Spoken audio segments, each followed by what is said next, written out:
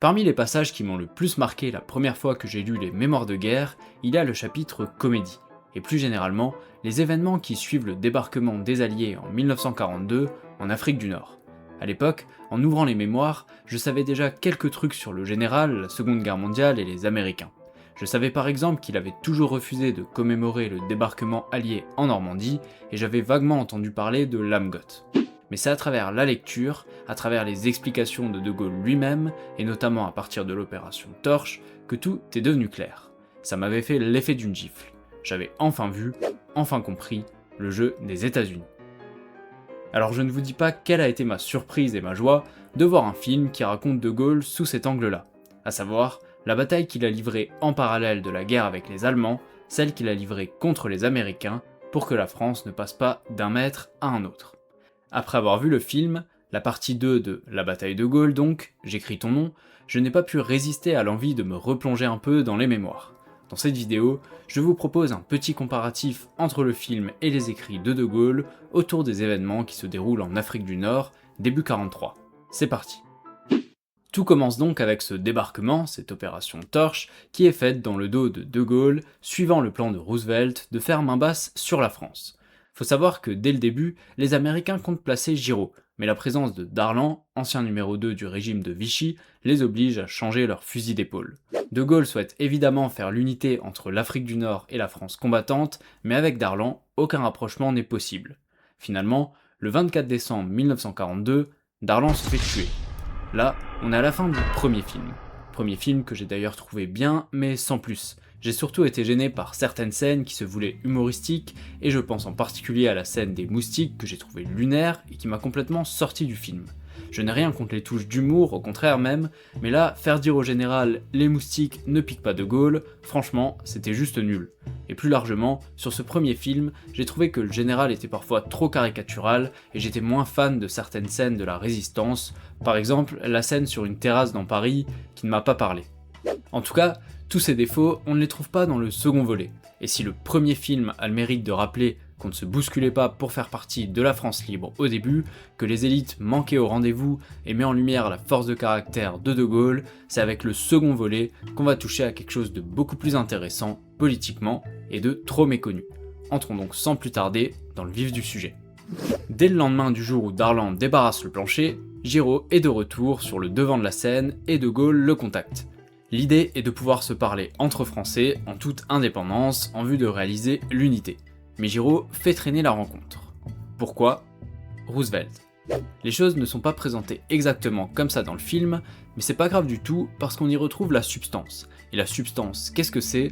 C'est très simple, je cite le général. En réalité, le président Roosevelt, sous le couvert de proclamations qui publiaient le contraire, entendait que la question française appartint à son propre domaine, que les fils de nos divisions aboutissent entre ses mains, que les pouvoirs publics qui sortiraient un jour de ce désordre naquissent de son arbitrage. C'est pour cela qu'il avait d'abord misé à la fois sur De Gaulle et sur Pétain, puis lancé Giraud dans sa carrière quand il fallut prévoir la rupture avec le maréchal, abaissé ensuite la barrière devant Darlan dès que fut constaté l'échec de l'évadé de Königstein, en dernier lieu, remis Giraud en piste après le meurtre de l'amiral. Maintenant, le président trouvait bon que la France combattante et le système d'Alger demeurassent séparés jusqu'au moment où lui-même imposerait aux deux parties la solution de son choix, laquelle, au surplus, ne serait sûrement pas la formation d'un vrai gouvernement français. Voilà, tout est là. Finalement, c'est Churchill qui dit à De Gaulle de venir parce qu'il est en mesure d'organiser une rencontre avec Giraud.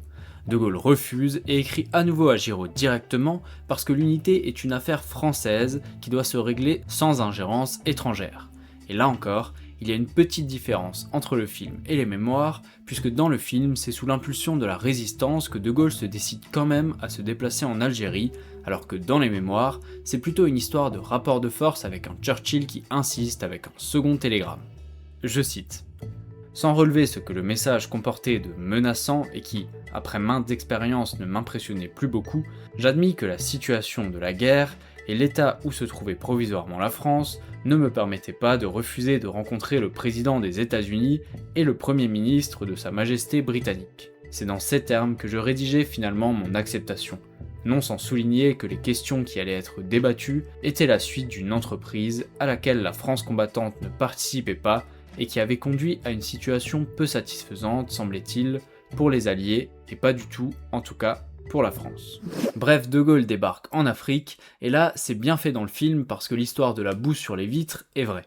Et De Gaulle vit évidemment comme un outrage les conditions de la rencontre. Les premiers mots qu'il décoche à Giraud quand il se voit sont les suivants, je cite « Je vous ai par 4 fois proposé de nous voir, et c'est dans cette enceinte de fil de fer, au milieu des étrangers, qu'il me faut vous rencontrer.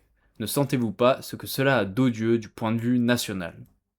Sinon, l'atmosphère de l'entretien avec Roosevelt, qui arrive un peu plus tard, est plutôt bien restituée puisqu'effectivement, il y avait du monde autour des deux hommes, dont des mecs armés. Après, le film a peut-être un peu la main lourde avec les armes carrément pointées sur De Gaulle, dans les mémoires, on est plutôt sur des présences discrètes dans l'ombre. Toujours est-il que De Gaulle refuse l'arrangement proposé, à savoir un comité où les membres, dont lui et Giraud, auraient le même poids, une direction française collégiale en somme, et dans lequel Giraud garderait toutefois le domaine militaire pour lui. Il sait bien qu'il va falloir s'arranger, mais il n'abandonnera pas la charge qu'il s'est donnée à la base, vaincre et préserver la souveraineté française. Donc tout ça, dans l'immédiat, n'aboutit finalement qu'à l'installation d'une liaison permanente entre De Gaulle et Giraud. La suite, les négociations pour réussir à faire l'unité, c'est dans la même veine. Toujours quelques petits points de différence avec les mémoires, mais le film restitue l'histoire d'une manière superbe. On peut le compléter en ajoutant qu'en parallèle du processus de négociation, les Alliés en foutent plein la gueule à De Gaulle avec des calomnies via la presse. La presse, on vous encule ! Ou des bâtons dans les roues au niveau des marins volontaires qui veulent rallier la France combattante. Sinon, le film met un peu en avant Quatroux, qui a effectivement un rôle pour faire avancer l'unité, mais qui n'est pas tout le temps à Alger non plus, il a d'autres responsabilités à côté. Faut savoir que Quatroux, c'est pas n'importe qui, c'est l'officier le plus gradé de la France libre, un personnage central dans l'aventure gaulliste. Mais surtout, et on en arrive à mon pinaillage le plus important, celui de l'articulation entre la résistance et le succès des négociations en Algérie. Reprenons le fil des négociations. Giraud fait pas mal de concessions sur la symbolique, mais sur le fond, le projet reste insatisfaisant dans la mesure où il ne fait pas renaître la France comme État souverain avant la fin du conflit. On reste dans la logique américaine, à savoir de ne pas créer un véritable gouvernement provisoire, mais un simple pôle de gestion inféodé aux Alliés. Autrement dit, la création d'un organe qui reste cantonné à de l'administratif et de la coordination, sans véritable direction nationale ni politique. Et ça fait partie du caractère moral du combat du général de Gaulle, qui est souligné dans le film. Pourquoi se libérer des Allemands si c'est pour passer sous une domination anglo-saxonne ?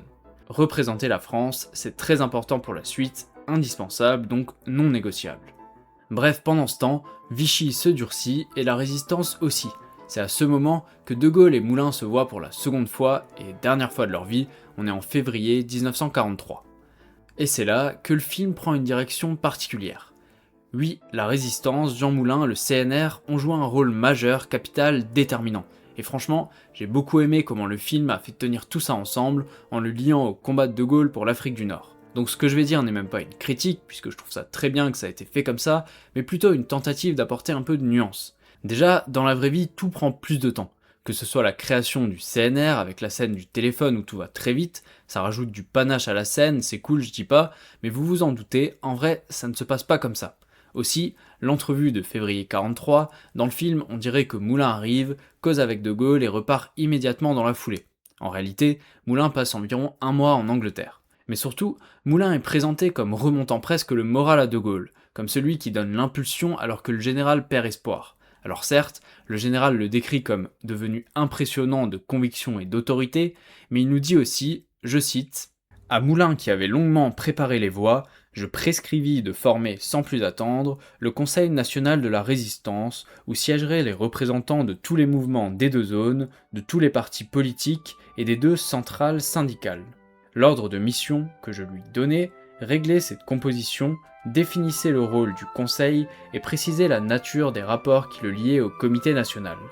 Jean Moulin aurait à présider lui-même l'organisme nouveau. Je le nommai membre du Comité national français et lui remis dans ma maison d'Hampstead la croix de la Libération au cours d'une cérémonie dont aucune, jamais, ne fut plus émouvante. » Bref, De Gaulle est un peu moins passif et perdu qu'à l'écran. Pareil, quand De Gaulle retourne en Algérie, dans le film, il le fait parce que Moulin lui dit que c'est ok pour le CNR, Alors j'insiste, le but n'est pas de minorer le rôle du CNR, encore une fois, je trouve ça très bien que le film est fait comme ça, mais le CNR n'est pas le seul facteur qui va permettre à De Gaulle d'inverser le rapport de force. Déjà, il y a la crainte d'un raz-de-marée gaulliste lorsque la Tunisie sera libérée et que Leclerc, qui est en train de se la coller dans le désert, et j'en profite là aussi pour dire bravo au film, pourra rejoindre l'Algérie. Et surtout, il y a aussi la popularité de Gaulle qui grandit toujours plus.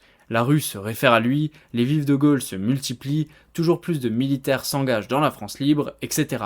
C'est donc un ensemble de facteurs qui font que De Gaulle va réussir, et le premier des facteurs, c'est sa volonté et sa détermination. Alors je comprends qu'ils aient voulu le rendre plus humain, et j'ai trouvé ça très bien qu'ils montrent que De Gaulle a même songé au suicide dans le premier film, mais là, lui faire douter de lui au point où c'est Moulin qui donne le là, je suis un peu moins convaincu. Et surtout, qu'on tourne une scène où le général dit un truc du style « Peut-être suis-je un obstacle à l'unité de la France », il y a quand même un petit décalage un peu bof. J'ai pas trop compris l'intérêt de lui faire dire cette phrase. Et à côté de ce petit faux pas, appelons ça comme ça, le film est capable de nous régaler avec des scènes qui apportent un peu de légèreté et font sourire la salle. Je pense à De Gaulle qui prend Giraud dans les bras après la création du Comité français de libération nationale, qui est une scène qui figure dans les mémoires, je cite « En levant la séance, j'avais le sentiment qu'un grand pas venait d'être fait dans la voie de l'unité.